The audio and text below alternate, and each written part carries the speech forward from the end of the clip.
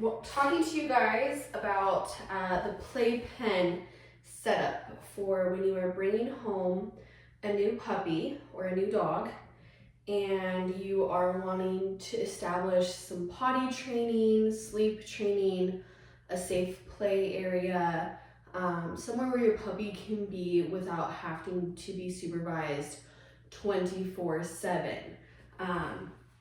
So this is a super easy setup. What I have is a playpen. I just got this on Amazon. Some important things to note is, if you have kids, do you need a child safe lock? This is child safe. The width of the bars in between. If you have a super small breed, this is important. You're gonna want something narrow. I've bought ones before that were too wide, and unfortunately I'm not able to use them with my smaller breeds. And I also really like the ones with the vertical poles, because as much as the dogs try, they're not able to climb out of here. So if you have something that has some horizontal poles or some kind of, I don't know, pattern or something, some puppies and some dogs are smart enough to climb out of the playpen, which defeats the purpose of having this playpen. The next thing that is the most important is having a kennel. Again, that's the appropriate size for the breed of dog. So this is a small kennel. I think this one's 19 inches. And this is going to be for a very small breed.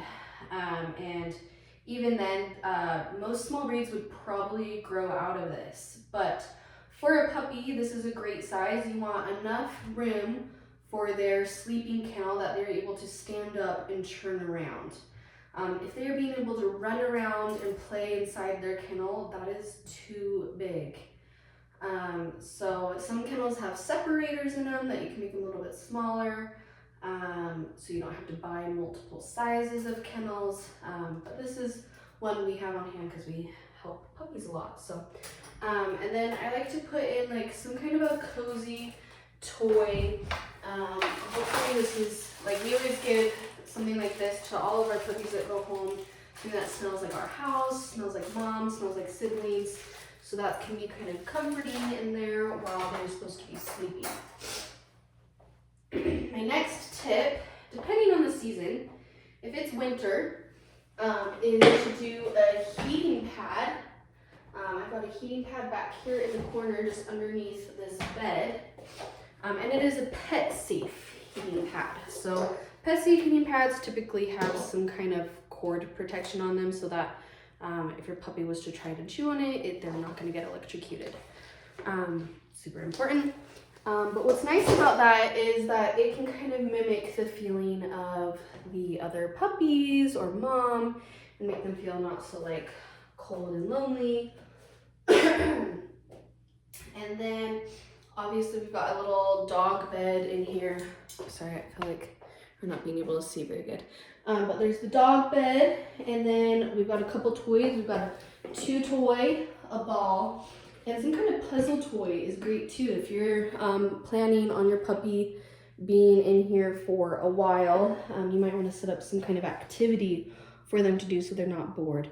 And then lastly, a pee pad. I try to get away from pee pads as fast as possible. But if you're a busy person and you just want your puppy to be able to play in the play area and not worry about accidents, a pee pad is a great option that's easy to clean up.